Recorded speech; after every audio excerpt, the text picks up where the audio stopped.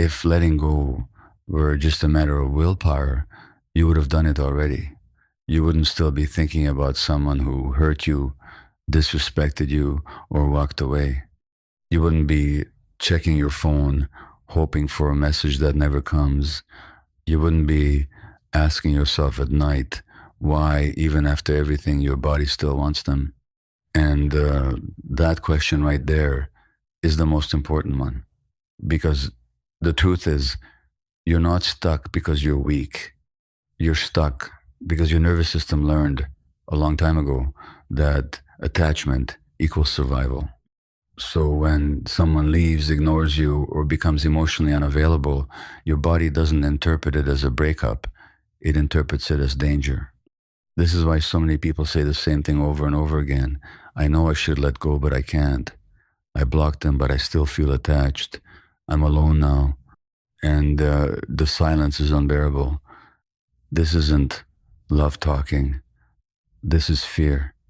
Fear of emptiness, fear of abandonment, fear of being alone with yourself. And until you understand that, you will keep blaming yourself for something that was never a personal failure. What hurts is not the person. What hurts is what your body believes you lose when they're gone. Safety, familiarity, a sense of being chosen.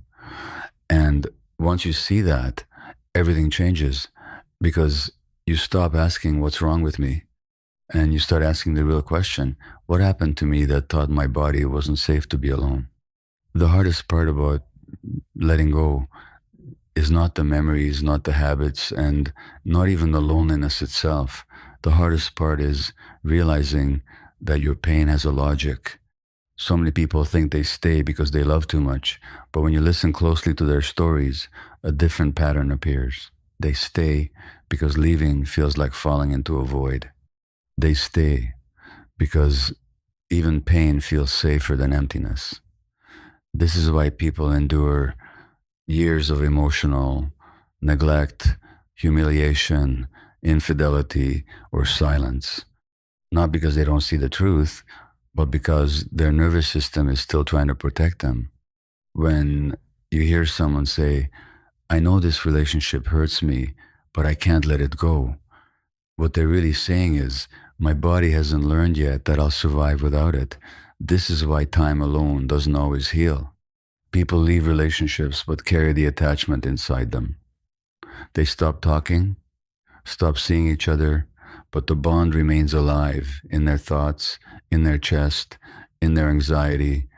This is also why contact zero sometimes feels impossible or ineffective, because attachment is not just behavioral, it's biological. Your brain and body were conditioned to associate that person with regulation, even if the relationship was unhealthy. So when the bond breaks, your system goes into withdrawal. Anxiety, obsession, sadness, panic, and even physical symptoms are not signs of weakness. They are signs of a system in distress. And here's the part most people never hear. You cannot shame yourself out of a survival response. Judgment only deepens the wound. Healing begins when you stop fighting your pain and start understanding it. What many people don't realize is that letting go is not primarily an emotional decision. It is a physiological process.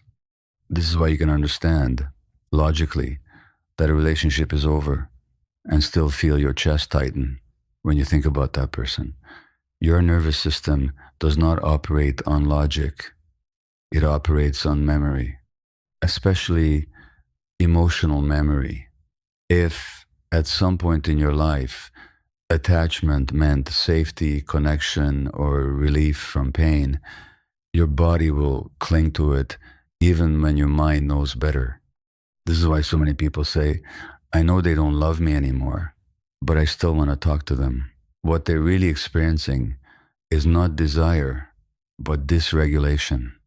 Their system is searching for what once calmed it, even if that calm was inconsistent or came with suffering. This is also why fear of loneliness shows up so strongly. Loneliness is not just the absence of another person. For many, it activates an old sensation of being unseen, unsupported, or emotionally alone, and the body remembers that feeling as dangerous. So it chooses what it knows, even if what it knows hurts. This is how people confuse love with need. Love expands you, need contracts you, love allows space, need demands presence at any cost. When someone stays in a relationship where they feel small, humiliated, ignored, or constantly anxious, it is rarely because of love. It is because leaving feels like losing the ground beneath their feet. This also explains why people feel so much shame about not leaving sooner. Many comments carry this pain. Why didn't I do this years ago? How did I tolerate so much? Why did I abandon myself? These questions are heavy, but they are also unfair. You did not stay because you were weak. You stayed because at that time, your system believed staying was the safest option available. Survival always comes before dignity, and until safety is established internally, dignity feels like a luxury. This is why self blame keeps people stuck. It adds another layer of threat to a system already overwhelmed. Healing does not begin with pushing yourself harder, it begins with compassion. Not the soft kind that excuses everything, but the honest kind that says, given what I lived, my reaction makes sense. When you stop attacking yourself, your body finally has space to calm down. And only from that calmer place can real change happen. This is also where many people misunderstand the idea of contact zero. Contact zero is not punishment, it is not manipulation. It is not a way to make the other person miss you. It is a boundary designed to protect a nervous system that is still healing, but even contact zero will fail if it is only external. If you keep replaying conversations, checking memories, imagining reunions, or waiting for closure, the attachment remains active. The body doesn't know the difference between real contact and imagined contact. It reacts to both. This is why letting go requires more than distance. It requires learning how to stay present with discomfort without running back to what once numbed it.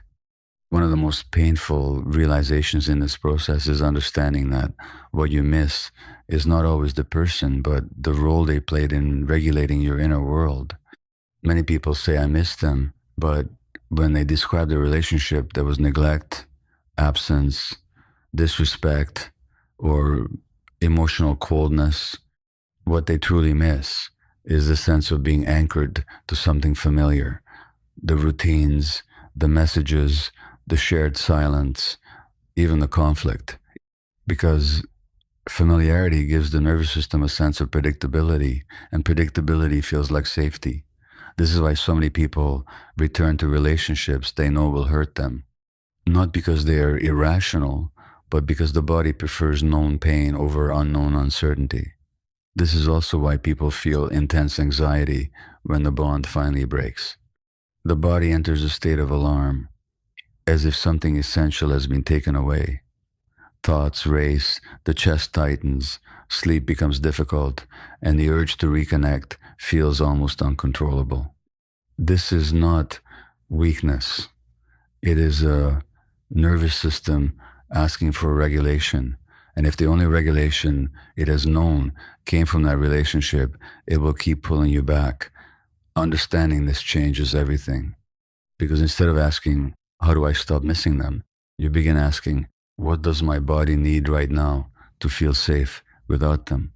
This is where many people get lost. They try to replace the attachment immediately. A new relationship, constant distractions, excessive work, endless scrolling, or emotional numbing. But this does not heal attachment.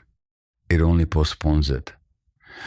Unresolved attachment always resurfaces, often in a new form.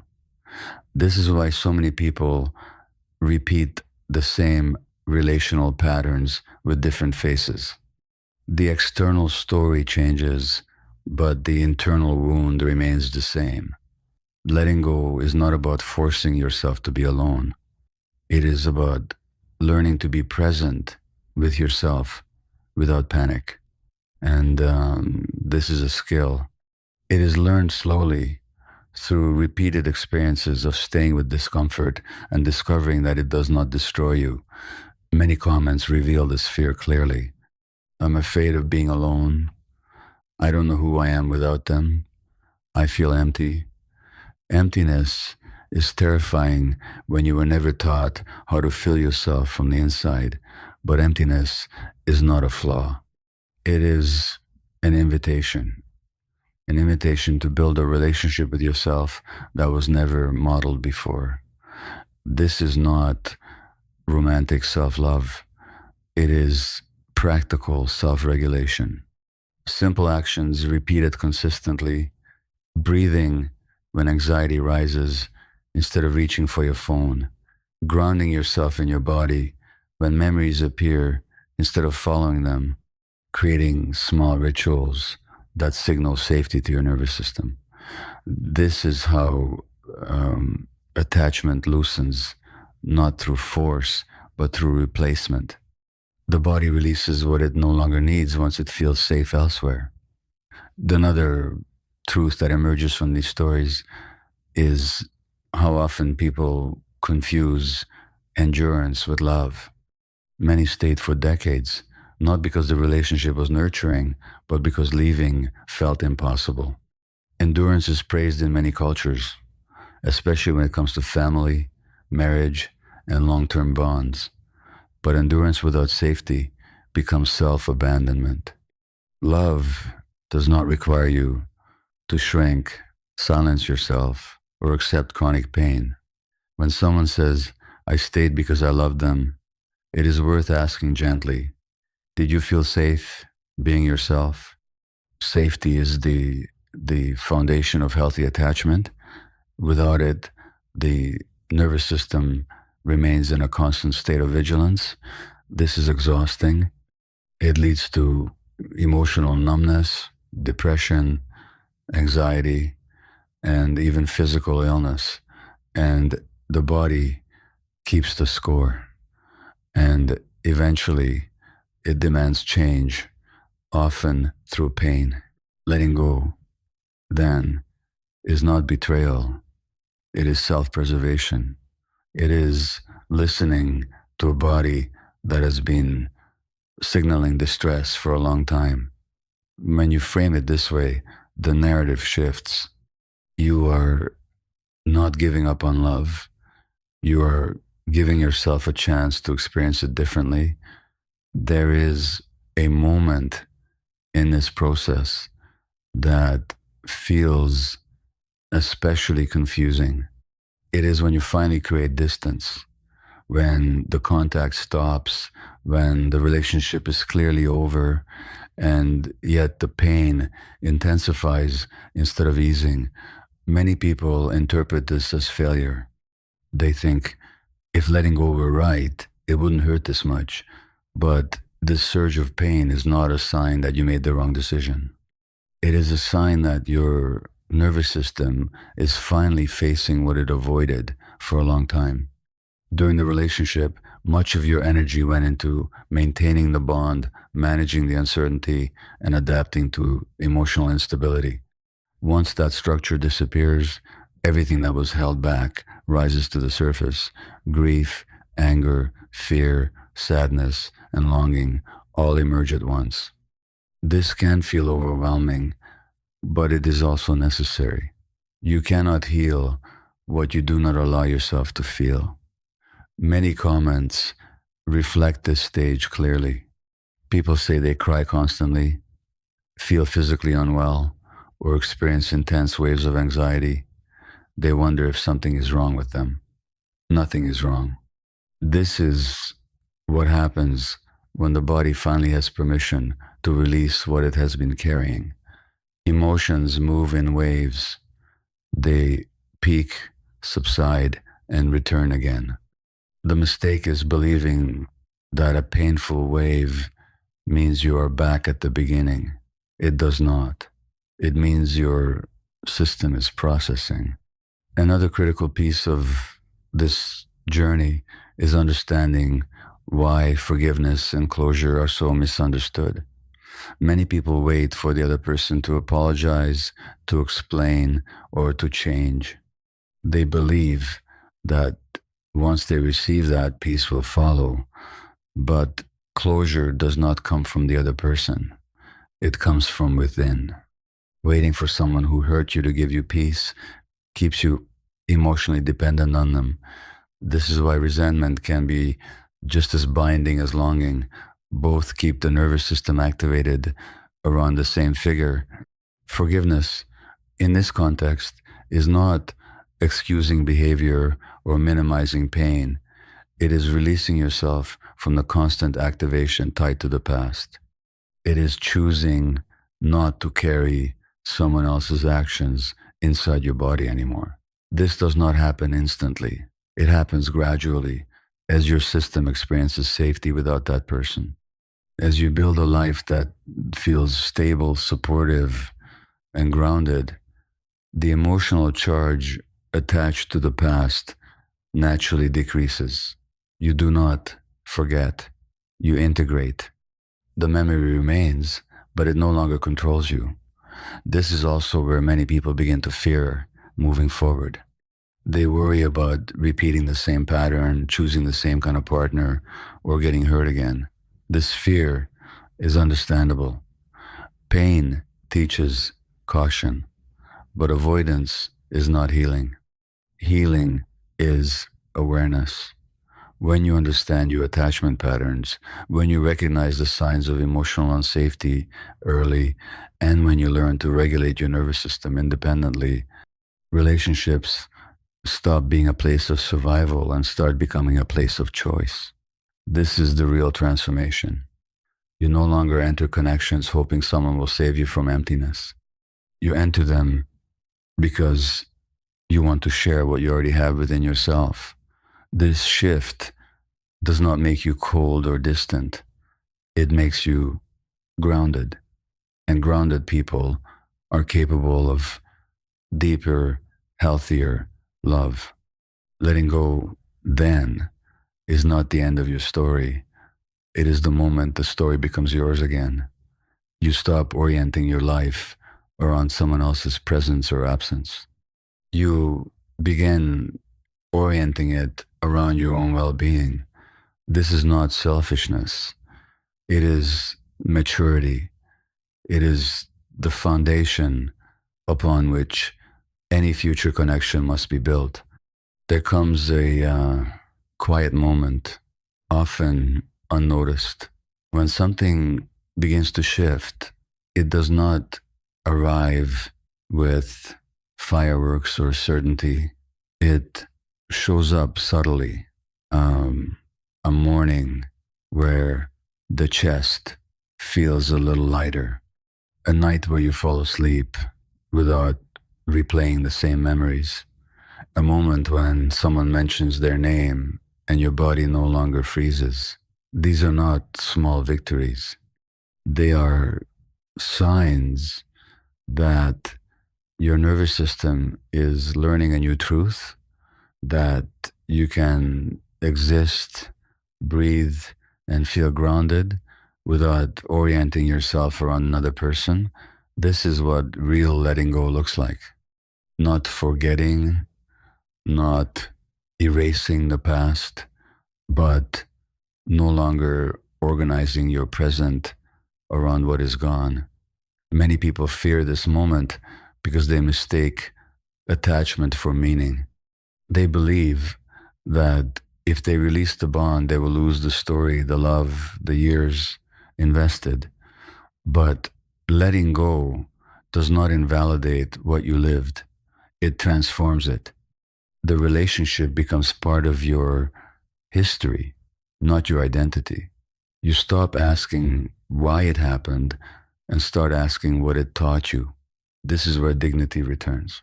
Not because the pain disappears overnight, but because you no longer abandon yourself to avoid it. It is important to say this clearly. Healing does not mean you will never feel longing again. There may be days when nostalgia appears, when old emotions resurface unexpectedly. This does not mean you failed. Healing is not linear, it moves forward in spirals. Each time something returns, you meet it with more awareness and less fear. And this is how strength is built, not by avoiding pain, but by learning that pain does not define you. Many people spent years believing they were broken because they could not let go. But the truth is simpler and more compassionate.